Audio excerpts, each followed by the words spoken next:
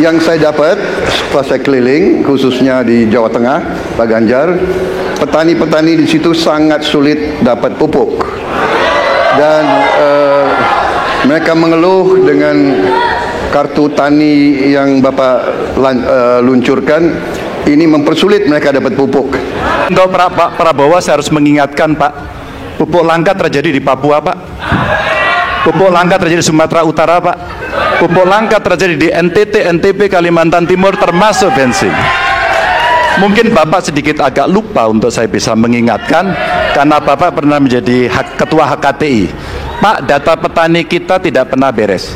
Maka kalau kemudian satu data petani itu bisa kita kelola, maka distribusi pupuknya harus bisa sampai dan tepat sasaran.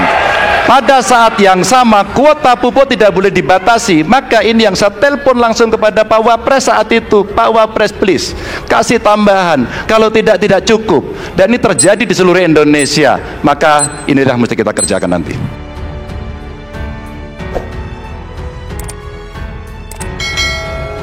Baik, untuk calon presiden nomor urut 3, pertanyaannya adalah tema pemerintahan dan peningkatan pelayanan publik. Pertanyaan dari huruf C. Kita lihat bersama, Bapak Ibu sekalian, amplop juga masih disegel. Kita akan buka.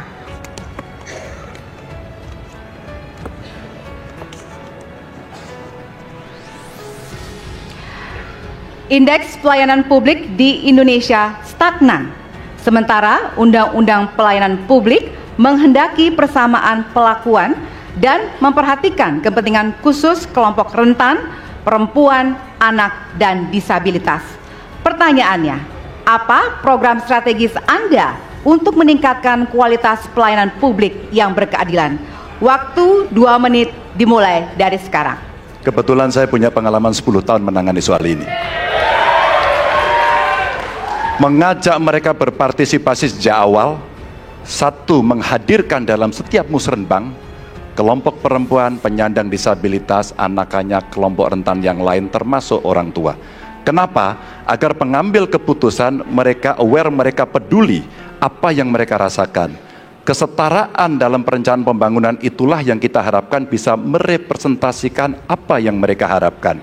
Sehingga fisiknya kalau bangun mereka paham mana yang akan menggunakan, sehingga tidak ada lagi protes pada soal itu.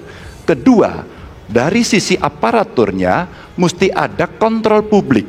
Maka kalau saya membuat pengalaman kami membuat pelapor GUP sebagai satu ruang komplain publik yang pemerintah nggak boleh baperan, pemerintah harus menerima seluruh masukan dan kritikan.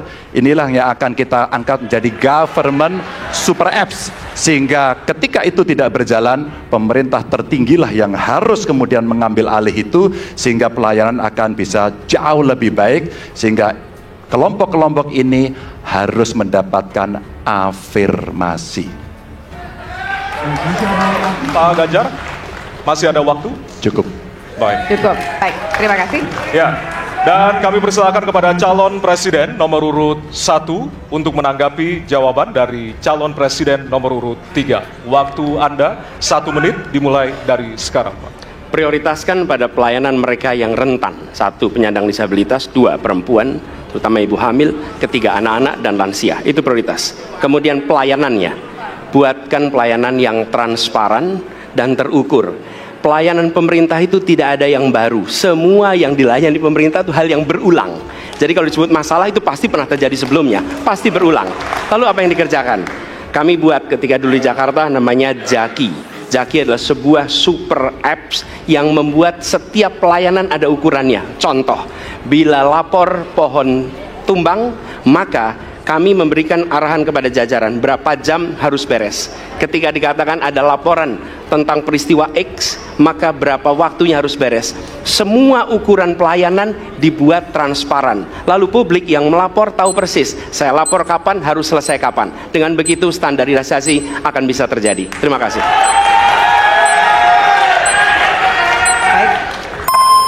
Terima kasih atas tanggapannya. Silahkan kepada calon presiden nomor urut 2 untuk menanggapi jawaban calon presiden nomor urut 3. Waktunya 1 menit dari sekarang. Menurut pandangan saya, kelompok rentan itu juga termasuk para petani dan nelayan. Dan yang saya dapat setelah saya keliling, khususnya di Jawa Tengah, Pak Ganjar, petani-petani di situ sangat sulit dapat pupuk. Dan mereka mengeluh dengan kartu tani yang Bapak luncurkan, ini mempersulit mereka dapat pupuk. Jadi sebetulnya mereka ingin pupuk itu pengadaannya disederhanakan. Saya kira mungkin Bapak bisa menjawab masalah itu. Terima kasih. Waktu Pak Prabowo. Cukup. Cukup. Nggak usah lama-lama. Baik. Baik, terima kasih. Dan selanjutnya kami persilakan kepada calon presiden nomor urut 3 untuk merespon tanggapan dari kedua calon presiden lainnya. Waktu Bapak 1 menit dimulai dari sekarang. Terima kasih. Jadi menggunakan teknologi yang disampaikan Mas Ani sudah betul. Rupanya kita sama pada soal itu. Tapi untuk Pak Prabowo saya harus mengingatkan Pak, pupuk langka terjadi di Papua Pak. Pupuk langka terjadi di Sumatera Utara Pak. Pupuk langka terjadi di NTT, NTB, Kalimantan Timur termasuk bensin. Mungkin Bapak sedikit agak lupa untuk saya bisa mengingatkan karena Bapak pernah menjadi ketua HKTI. Pak, data petani kita tidak pernah beres. Maka kalau kemudian satu data petani itu bisa kita kelola, maka distribusi pupuknya harus bisa sampai dan tepat sasaran. Pada saat yang sama, kuota pupuk tidak boleh dibatasi. Maka ini yang saya telepon langsung kepada Pak Wapres saat itu. Pak Wapres, please, kasih tambahan. Kalau tidak cukup. Dan ini terjadi di seluruh Indonesia. Maka inilah mesti kita kerjakan nanti. Baik. Masih ada waktu.